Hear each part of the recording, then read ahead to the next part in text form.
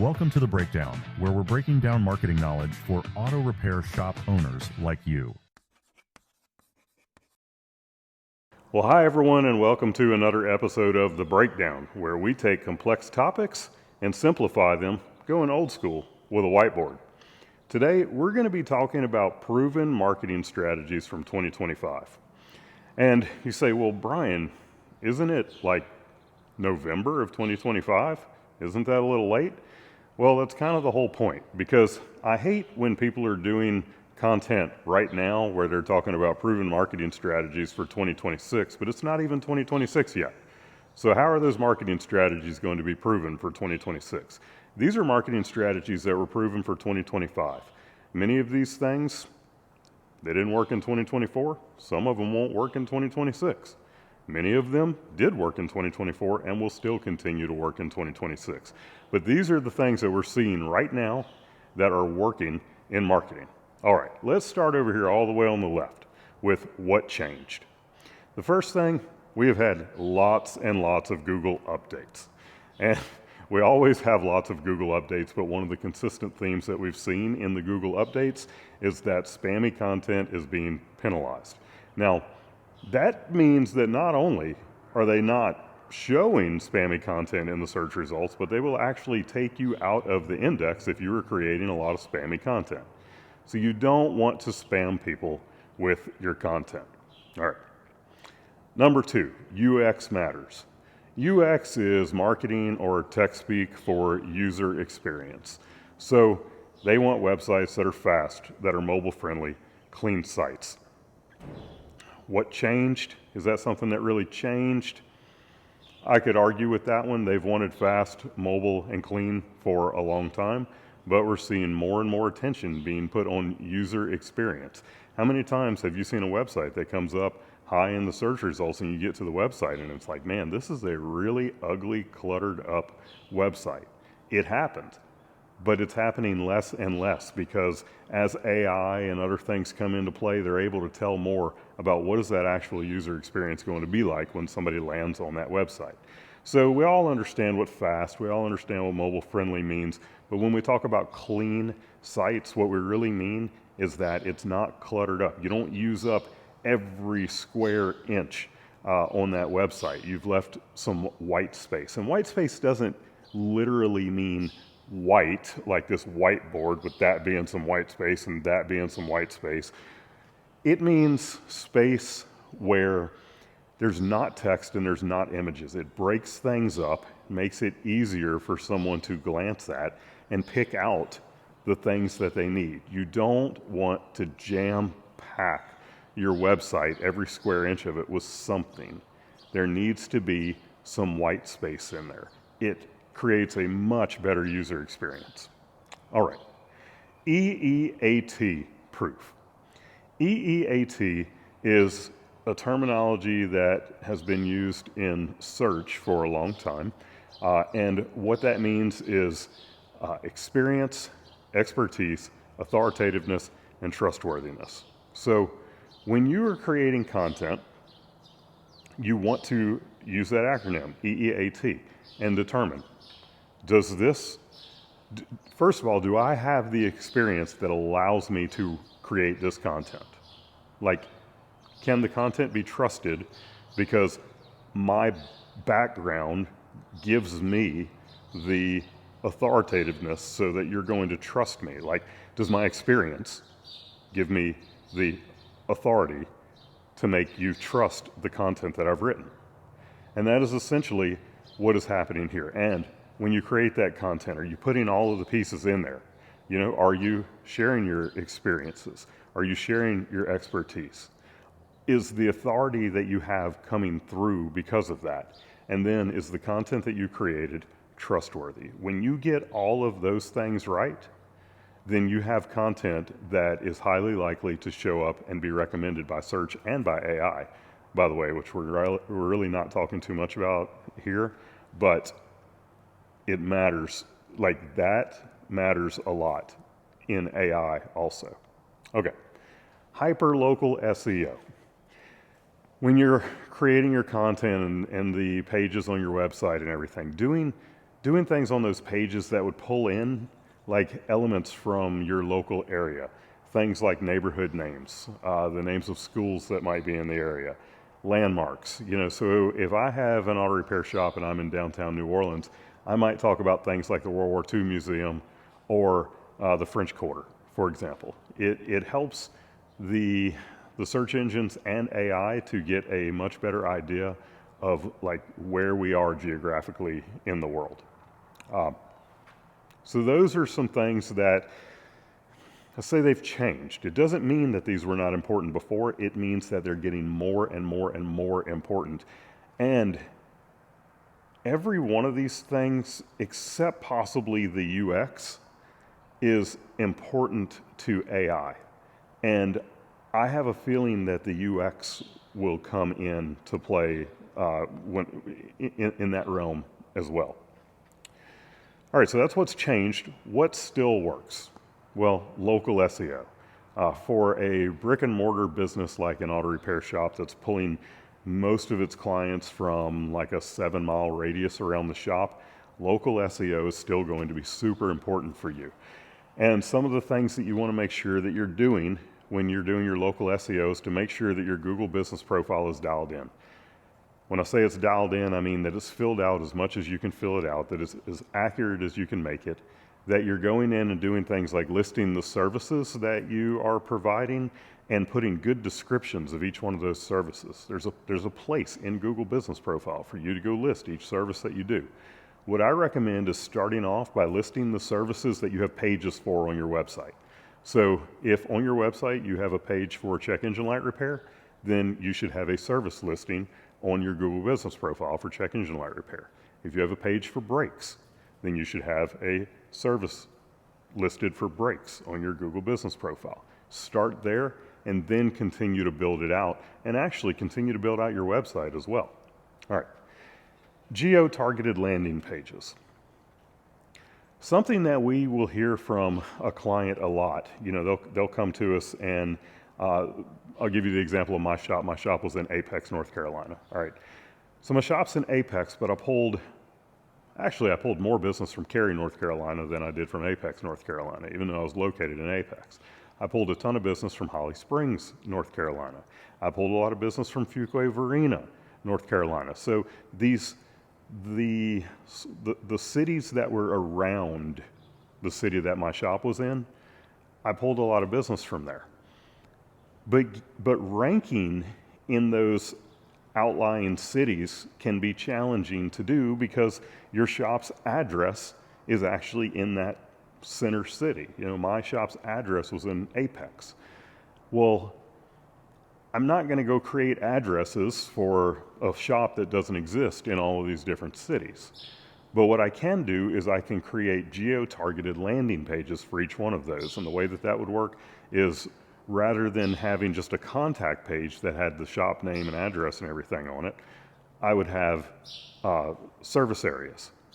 And under that, drop downs for each one of those pages. And, I would have an actual location page for Apex, North Carolina, and then service areas. I'd have these service area pages for Cary, North Carolina, Holly Springs, North Carolina, Fuquay-Varina, North Carolina, etc., where that page was optimized for auto repair in Cary, Holly Springs, Fuquay-Varina, etc.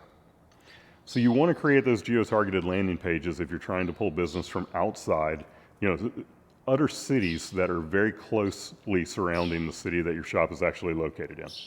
All right, schema data and consistent NAP.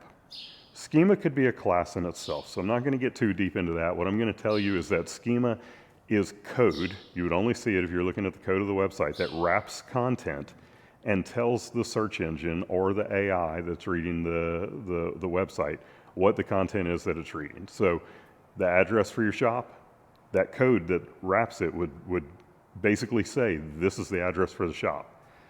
Phone number, this is the phone number of the shop. This is the name of the shop. These are the hours of the shop. That schema data, it tells whatever technology is reading the website what the actual content is that it's reading. It's becoming very, very important for AI as well, but it's been important for search for a long time. You want to have schema data on your website. I've got other content out there about schema data. Consistent NAP. NAP stands for name, address, phone number. That's the business name, the business address, the business phone number. You want them to be exactly the same everywhere that your business is listed online. So you have all these directory listings.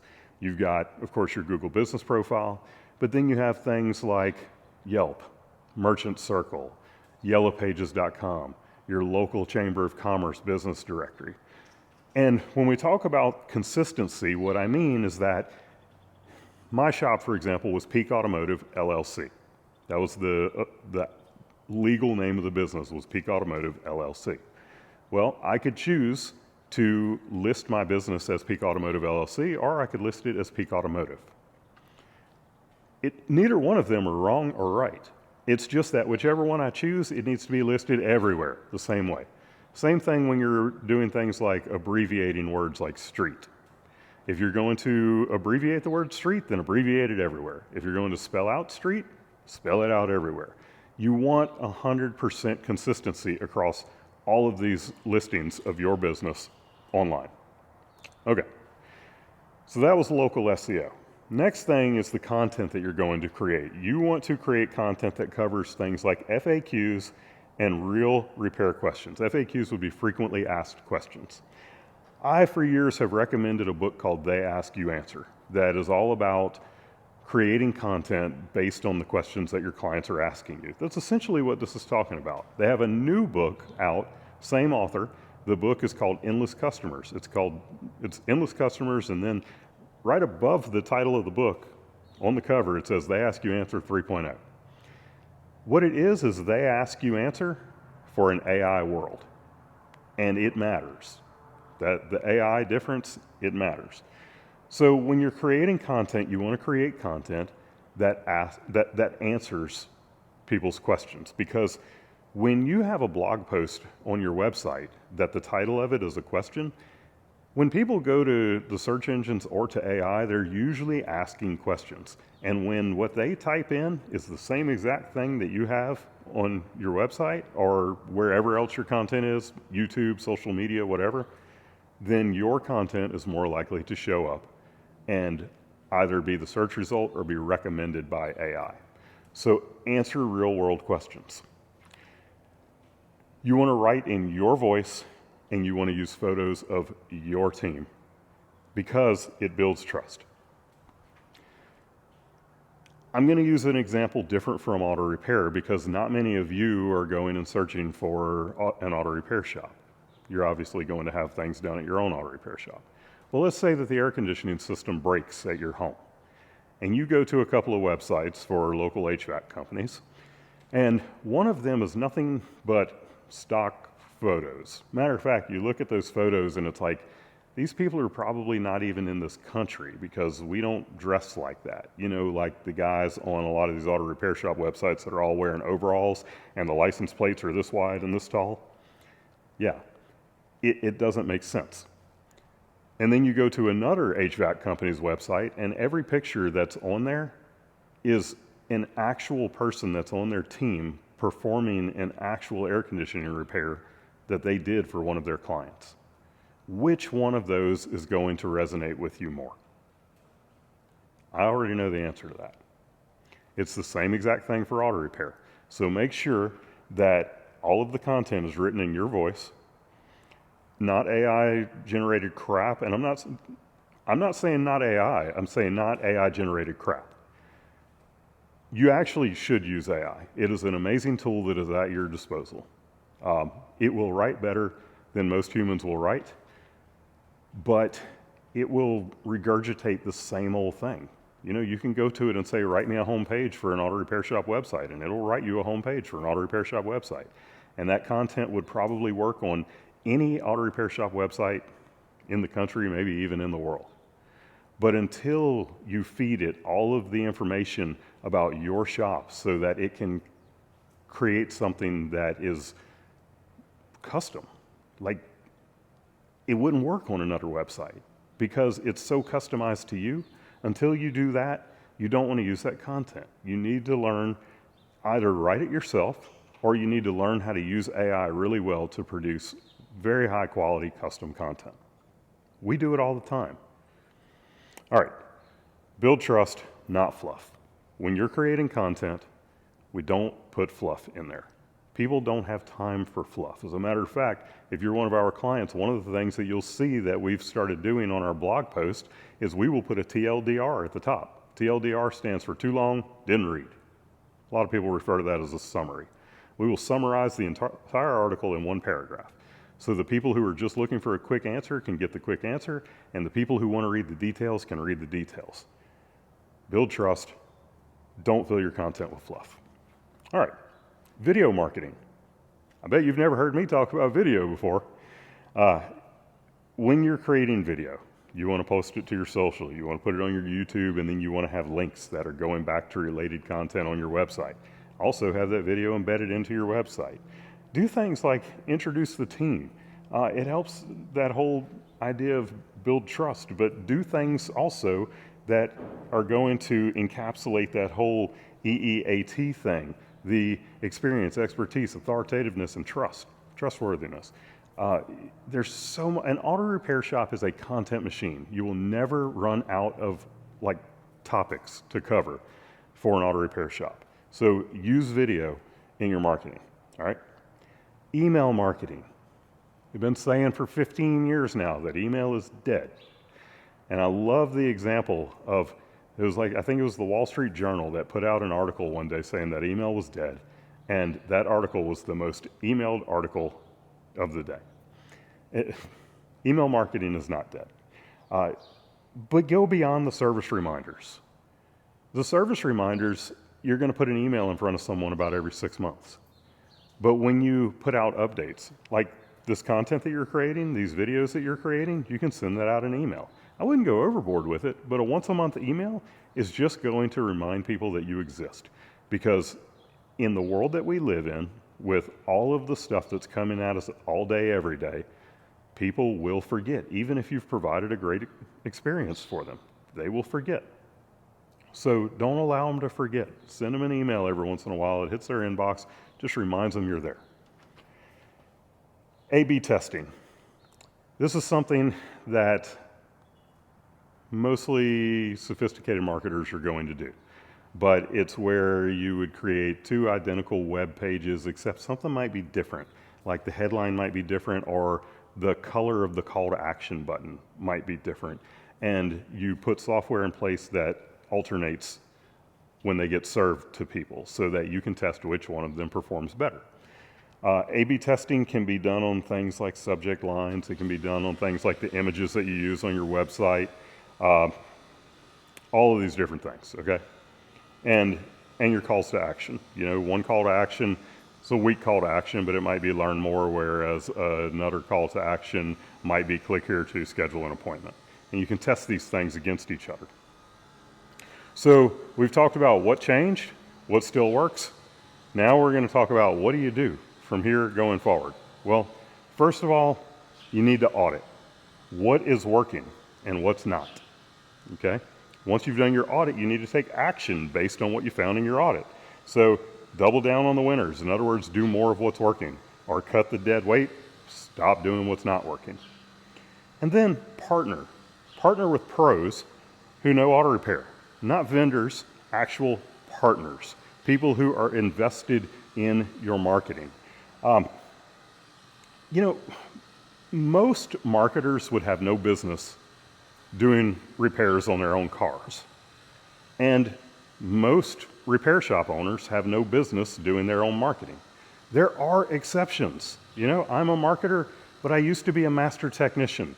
I'm standing here in my shop at home with my lift right there, my toolbox is right here. I can do pretty much anything that I need to on my vehicles, although I normally choose not to because I work on the stuff that I want to work on at this point. I have clients who come from the corporate world that are repair shop owners now, but they understand marketing. I have clients who were technicians that just get marketing and they love marketing, and they have all the business in the world doing their own marketing because they're very good at it. So there are exceptions to the rule. But for the most part, auto repair shop owners should be partnering with other people to do their marketing, and they should still understand these things so that they can have that actual partnership and bring value to that relationship with what they do understand about marketing. So partner, okay? And then adapt. As you have audited and taken action and you've partnered with people, marketing changes. We already talked about, very first thing I talked about, some of this stuff didn't work in 2024, some of it's not going to work in 2026, some of it has worked for the last 20 years and will work for another 20 years. But marketing changes, and it changes often. So you have to adapt. And we wrote these out as bullet points, but the way that it really should be written is you start with the audit, then you take action, then you partner, then you adapt, then you audit.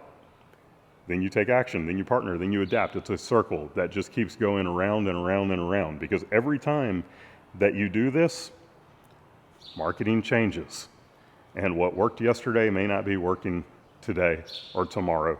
So you have to continue to adapt. So stay sharp, stay flexible, stay visible. This is what we have seen work in 2025. What we think will, for the most part, continue to work as we move into 2026. But we'll be auditing, we'll be taking action, we'll be partnering with our clients, and we will adapt as we go.